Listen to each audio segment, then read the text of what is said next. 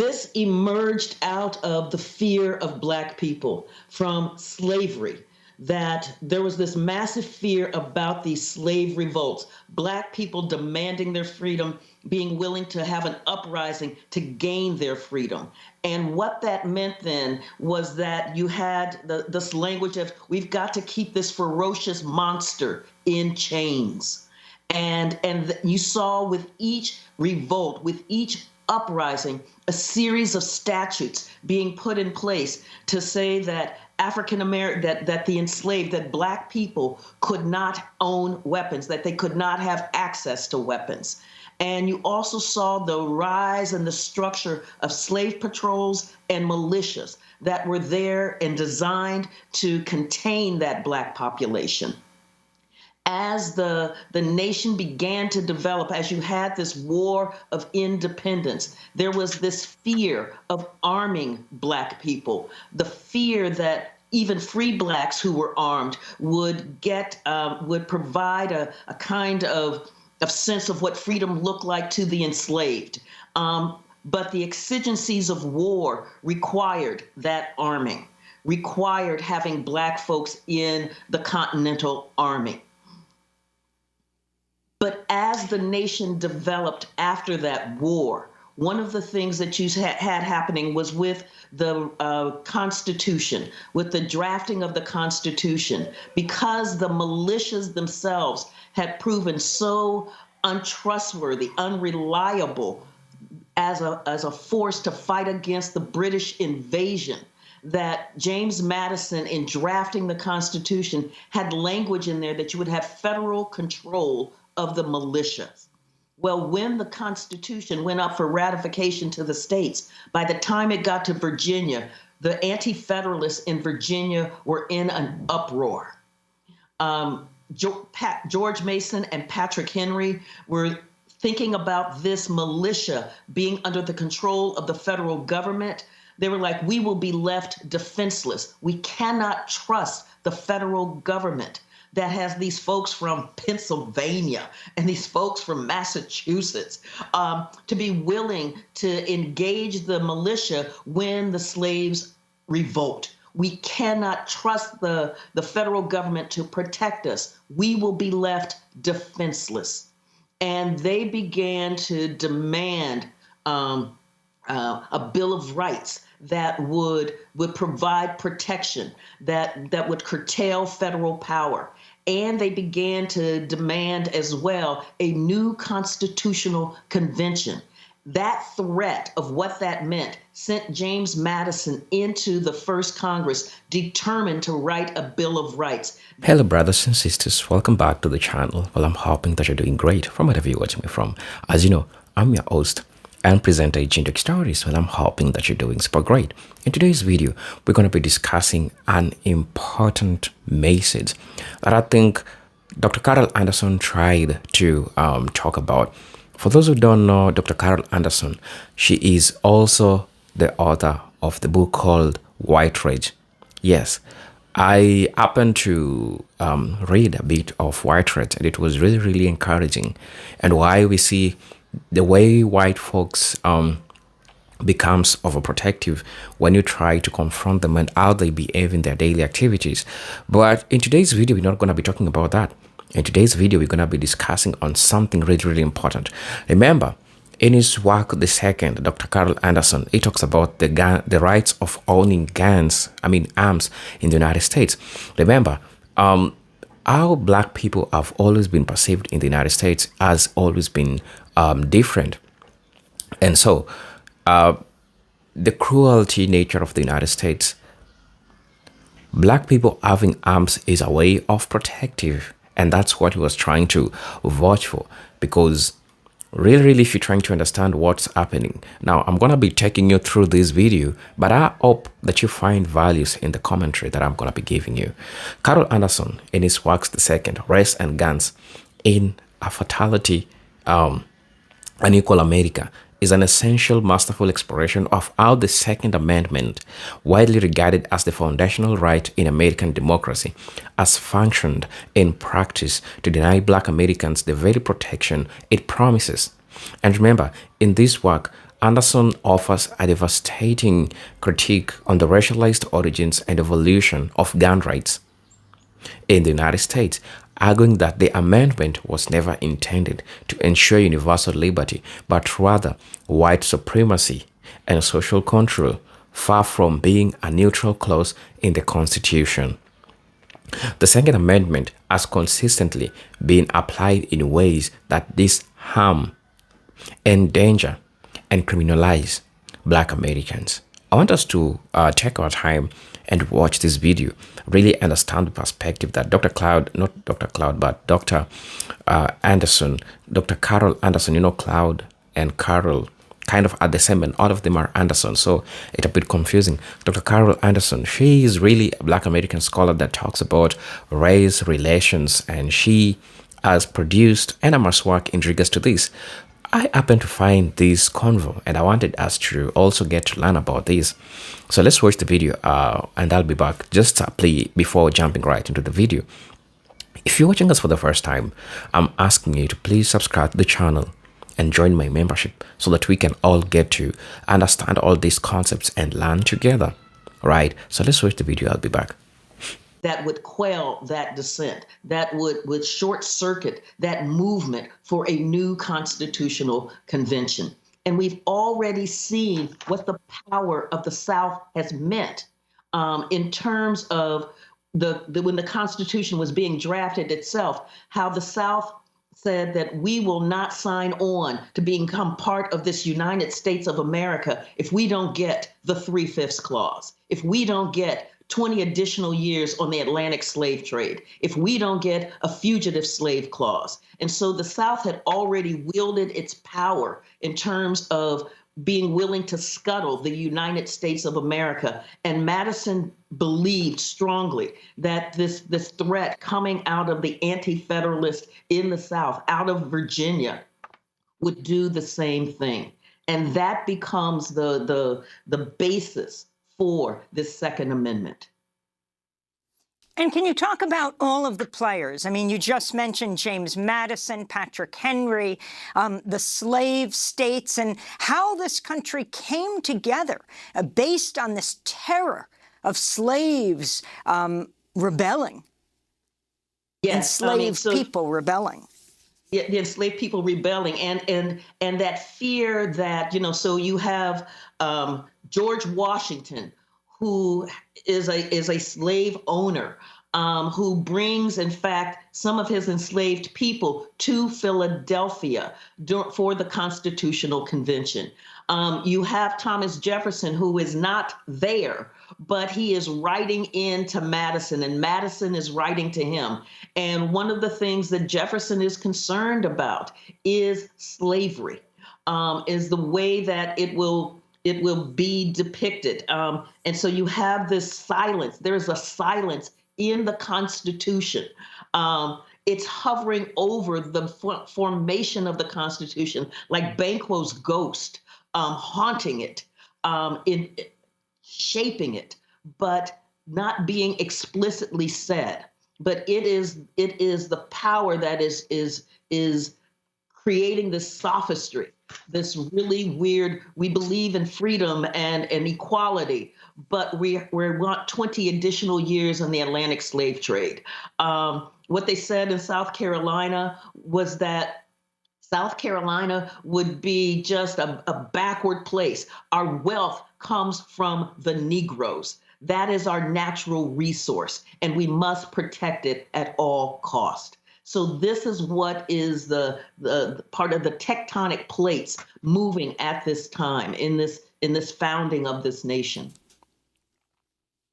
Professor Anderson, could you also explain the significance of the Uniform Militia Act of 1792 and its role in ensuring that weapons and guns remained in the hands of white people?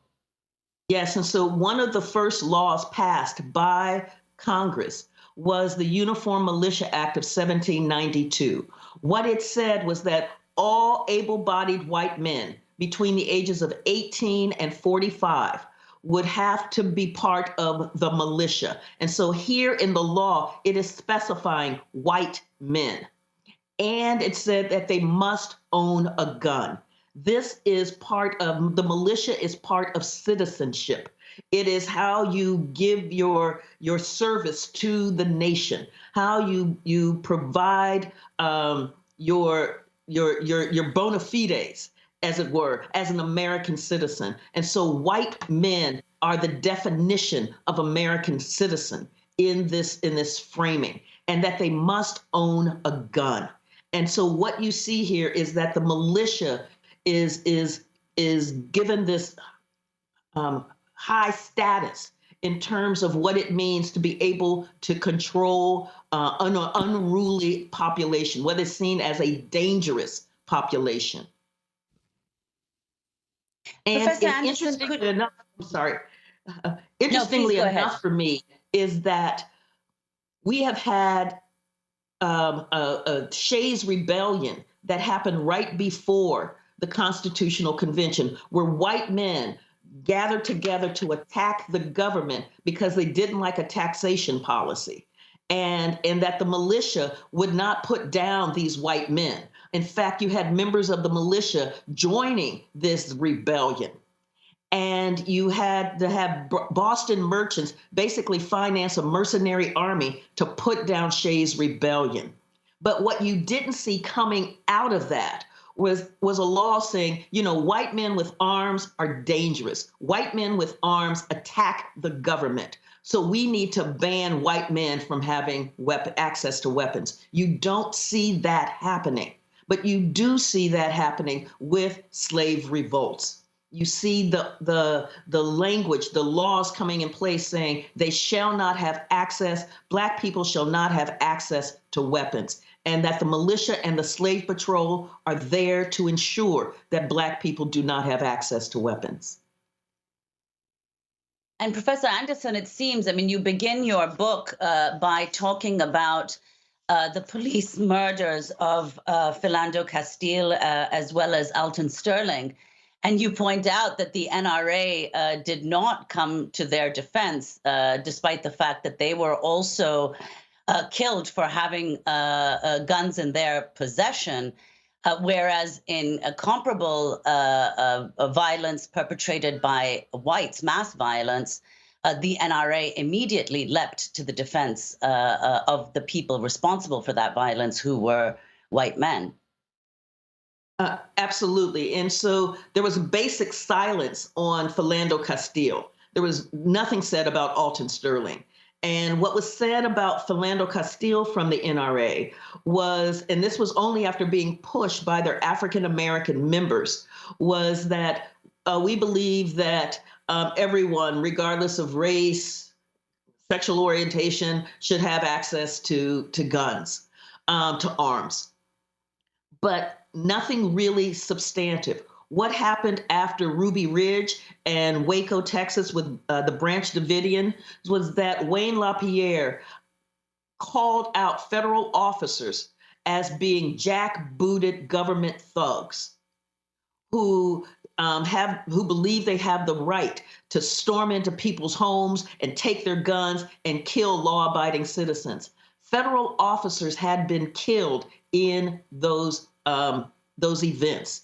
And so to then label the response as jackbooted thugs when you get silence with Philando Castile, it really led me to, as journalists were asking, don't African Americans have Second Amendment rights? And that's what sent me down this path all the way to the 17th century to be able to answer that question.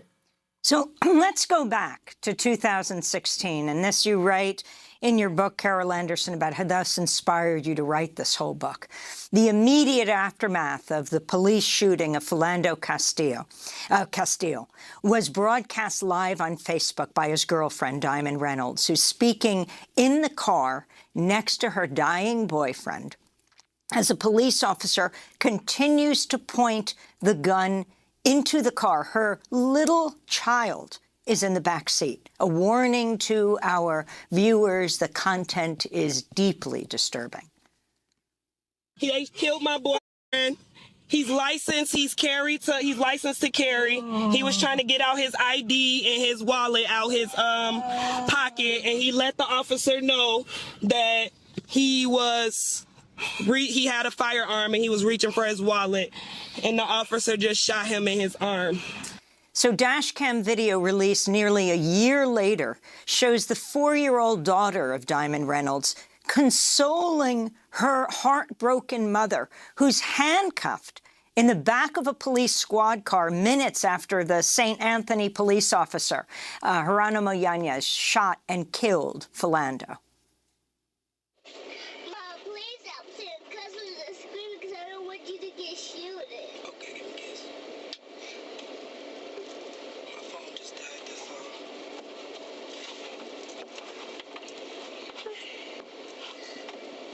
I could keep her safe. It's okay, I got it, okay?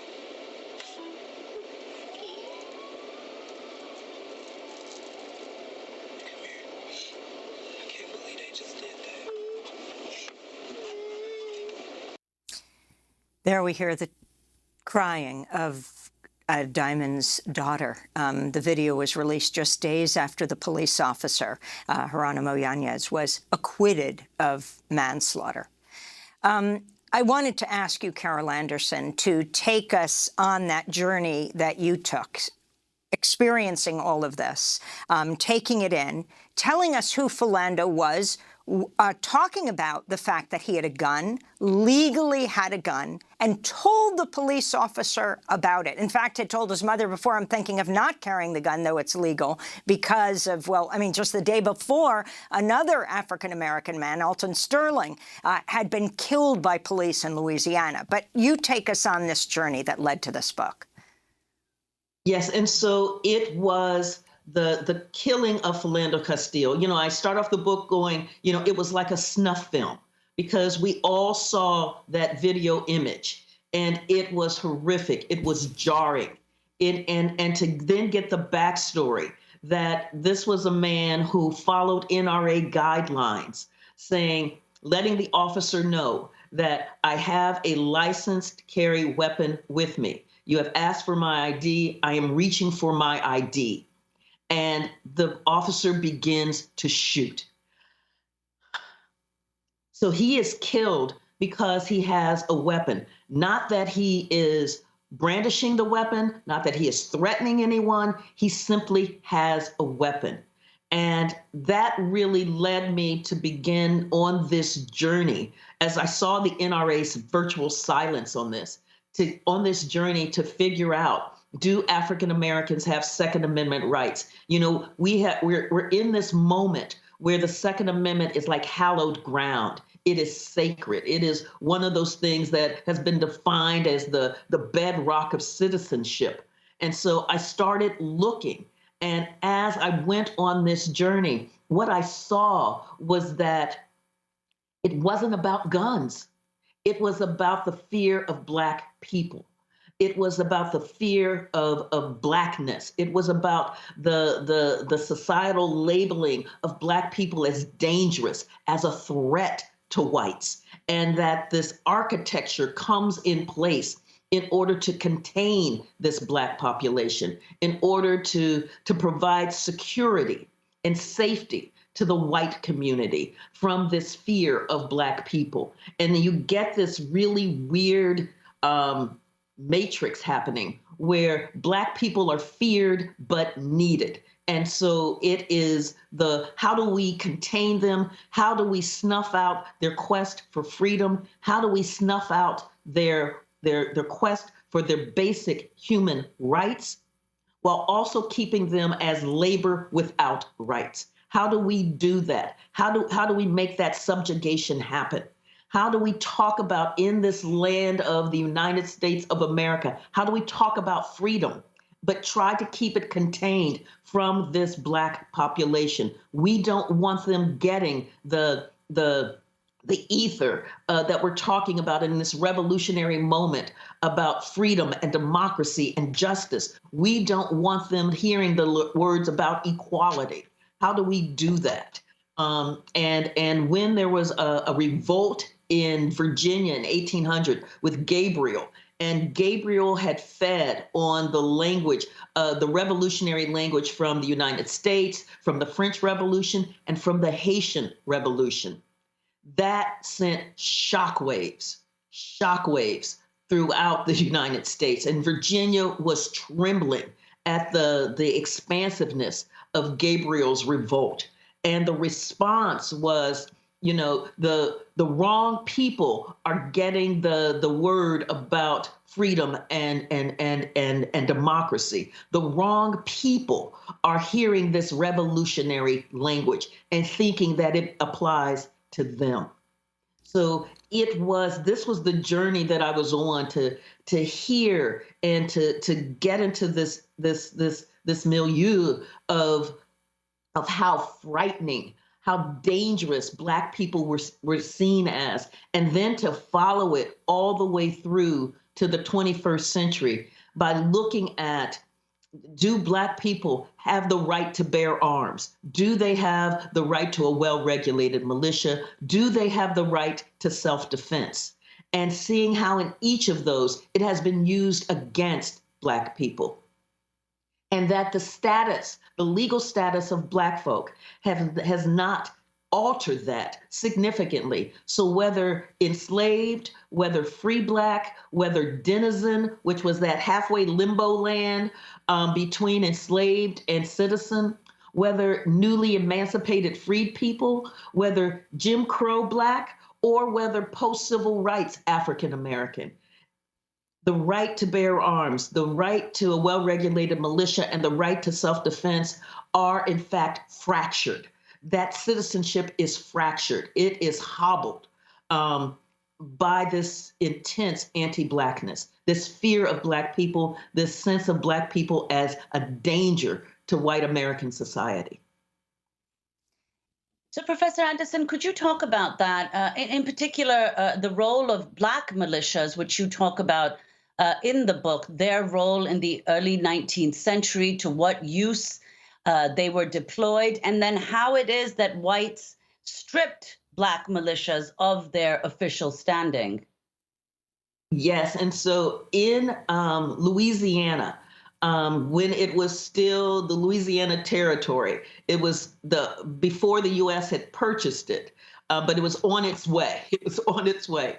You had a well-heeled, well-trained Black militia that had been very effective. Well, as the U.S. came in, one of the first cries coming out of white New Orleans was to strip the Black militia, disband the Black militia. Well, the governor, William Claiborne, at the time, at first he's like, yes, asking for more arms because we have all of these free Blacks and we've got these Black folks with arms. And so he's asking for more arms from the federal government. But then he starts noticing how effective this Black militia is. And so he tries to square the circle. White fear and the sense that the Black militia is the only real effective fighting force there, given all of the challenges that are happening in that territory at the time. And so what he comes up with is to remove the Black officer class from this Black militia and put in white officers, thinking that that will be enough for whites in New Orleans who want the Black militia disbanded. But then there is a massive, massive slave revolt coming from Charles Deslandes. And this massive slave revolt that included somewhere between 150 to 500 people headed to New Orleans, headed to what they believed was freedom, just sent terror through what is called the German coast of Louisiana.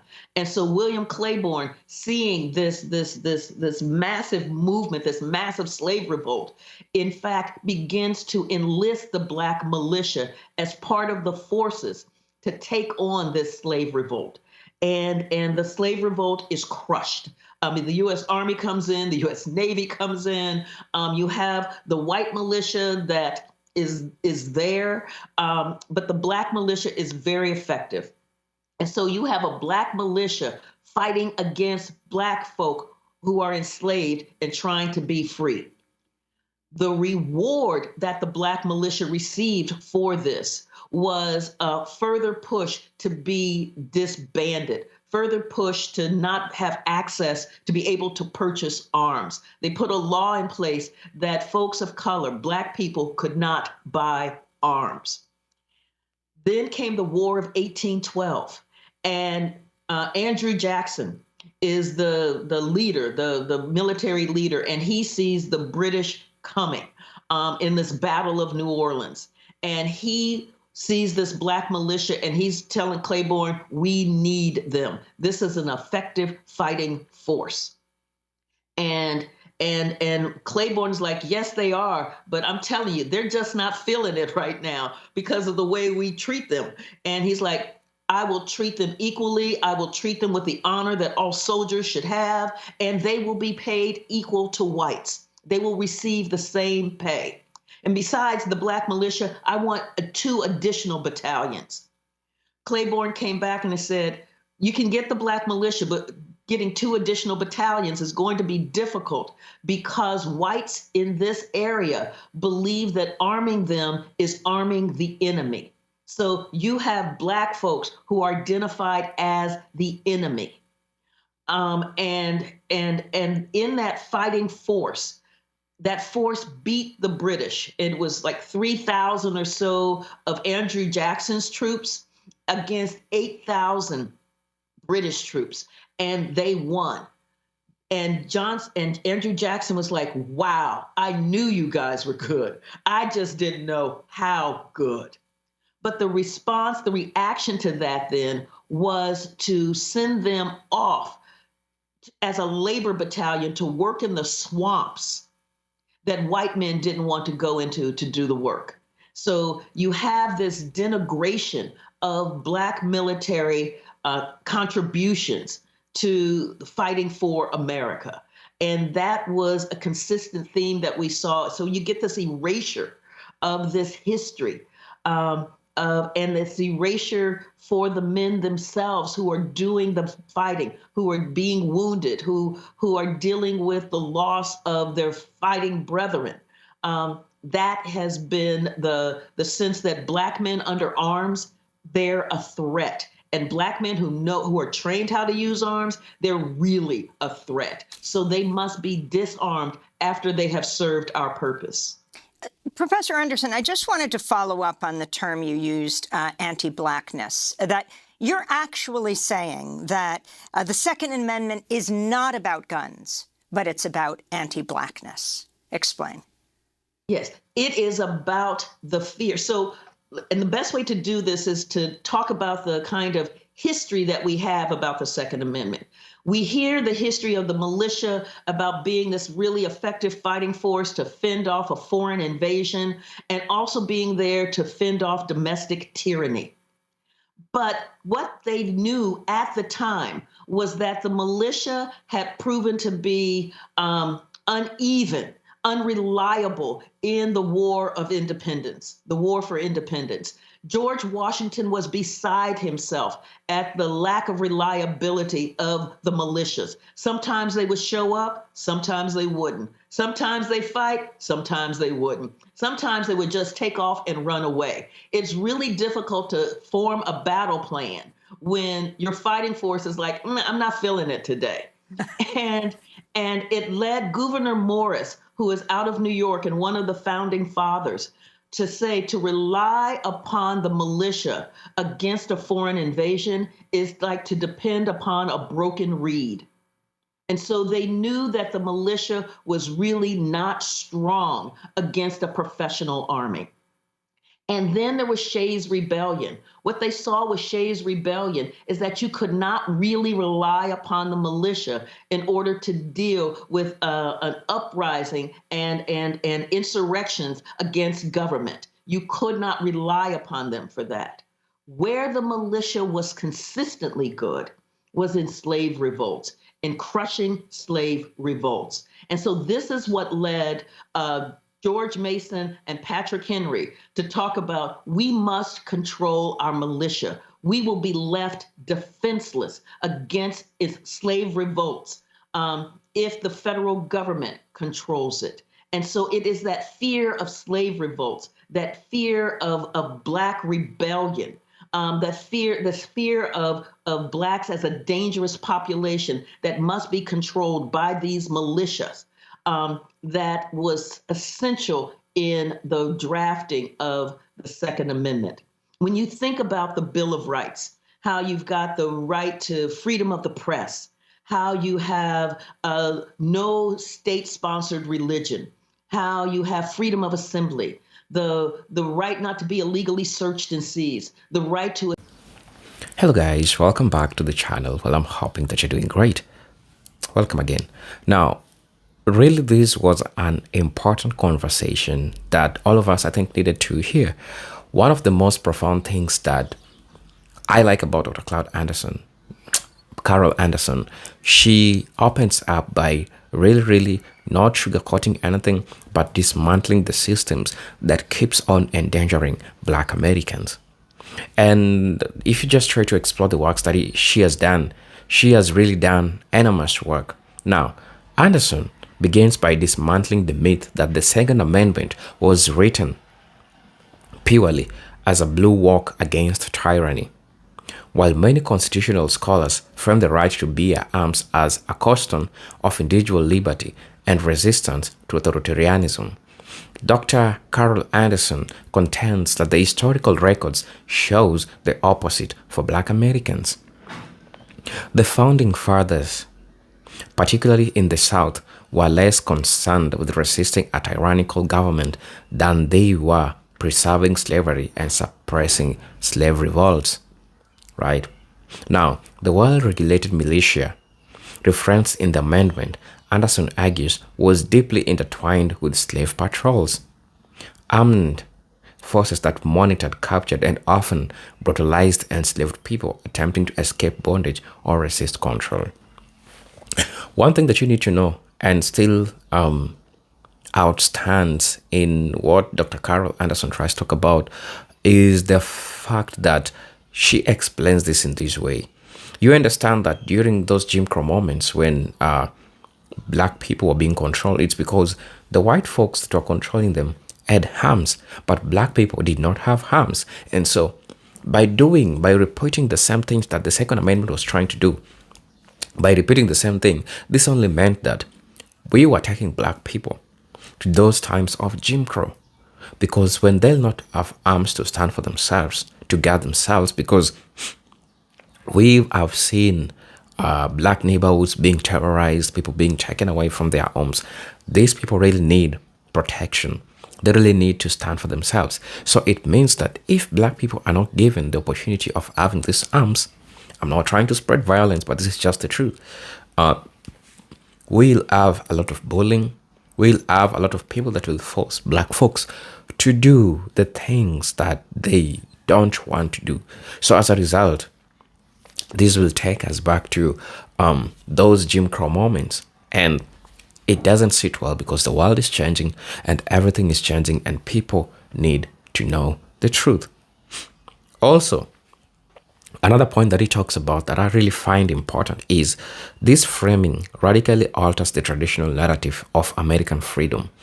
Rather than embodying liberty for all, the Second Amendment institutionalized the security of whiteness and the violent control of Black bodies. Anderson presents historical evidence showing how fears of enslaved Africans rising up led to state and local policies that demanded white citizen militias. These were not forces of democratic protection, but agents of racial domination. Thus, the Second Amendment is born not from universalist democracy impulse, but from racially exclusive one meant to defend property rights in human beings. Right?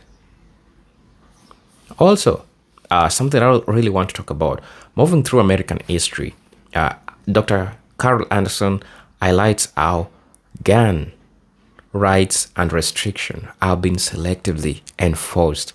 In the post-Civil War period, Black veterans returning from war were systematically disarmed by white mobs and complicit government officials. These men, having fought for the Union and freedom, were perceived as threats because they bore arms. In southern states, laws were passed under the guise of public safety that aimed specifically to prevent black citizens from arming themselves. And despite their constitutional right to do so, the message was so clear. The Second Amendment did not apply equally to all. And this makes sense because tell me why. Veterans who went to the World War and fought for the United States, when they came back, they were disarmed. And when they were disarmed, the nation was trying to say that that was for public safety, whereas white folks were never disarmed. They remained with their guns. And that explains to you how really this is disequal. This is not the same. The treatment that black veterans were given and the treatment that white veterans were given is not equal. And this explains to you why Dr. Carol Anderson was trying to fight this Second Amendment, right? Now, Dr. Carol Anderson also draws a compelling parallel between this historical repression and modern-day gun politics. Despite the rhetoric of universal gun rights championed by organizations like the NRA, their defense of the Second Amendment often excludes black Americans. For instance, the NRA was silent in the case of Philando Castile, a licensed black gun owner who was killed by police after informing the officer he was carrying a legal firearm.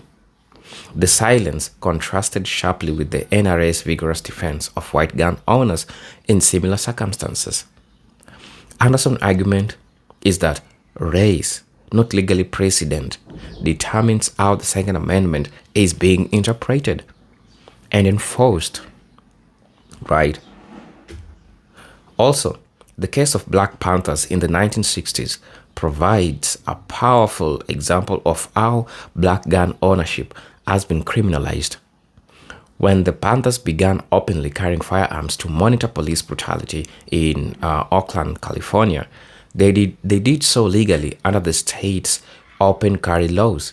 Yet their visible assertion of this right prompted a swiftly political response. Yet their visible assertion of the right prompted a swift political response. The Mulford Act, supported by then Governor Ronald Reagan and the NRA, outlawed the open carry of firearms. Anderson uses this case to show how black self-defense is frequently met not with constitutional protection, but with legal repression and violence, right? And I think we need to understand that, because this is really, really important for us to, talk about all these issues and really understand how they unfold. A central argument or the central thesis in Dr. Anderson's work, Carol Anderson's work, is that black Americans have never been afforded the presumption of innocence that the white gun owners enjoy. The right to bear arms assumes a citizenry deemed worthy of trust and legitimacy. But the dominant narratives in American society have persistently painted black people, especially black men, as inherently dangerous and criminal. Thus, a black person with a gun is often viewed not as a right-being citizen, but as a threat to public safety. This racial presumption has life or death consequences as seen in countless cases of police shootings and racially motivated violence. That's how it has been working, and that's how it's working, right? Also, another important thing that I think we need to look at is that Dr. Carol Anderson's invocation of battlefield metaphor, that black Americans are sent into hostile environments without the protection of arms, is both poignant and politically incisive. In a nation where communities face systemic violence from police, white vigilantes, and economic abandonment, the denial of gun rights becomes part of broader strategy of racial disempowerment. It is not merely about weapons, but about autonomy, citizenship, and the right to defend oneself in an hostile society. Also, when you get to look at the book also critiques the liberal political establishment, which often hesitates to confront the racial disparities in gun right disclosure. Many gun control advocates fail to distinguish between efforts to reduce gun violence and historical targeting of black communities through disarmament. Anderson calls for a more nuanced conversation, one that recognizes the dual arms of over-policing and under-protection in black neighborhoods. She suggests that true justice requires not just regulation, but recognition of black people's right to self-defense and bodily autonomy. Another important thing is that Anderson does not argue for uncritical gun proliferation. Instead, she demands consistency in a racially equity in how the Second Amendment is applied. If the right to bear arms is to have any moral or constitutional legitimacy, it must be extended to all Africans, to all Americans, not just those deemed safe by the dominant racial order. Until then, Carol Anderson suggests that the Second Amendment remains a racially selective shield protecting white power while exposing black lives to deadly risks. When you get to look at the final chapters of the work, Anderson connects these historical and legal insights of contemporary movement like the Black Lives Matter. She sees the denial of gun rights as part of the larger pattern of state-sanctioned inequality and racialized violence, from police shootings to stand your ground laws that disproportionately harm black people. Anderson shows how the architecture of American law continues to devalue black lives.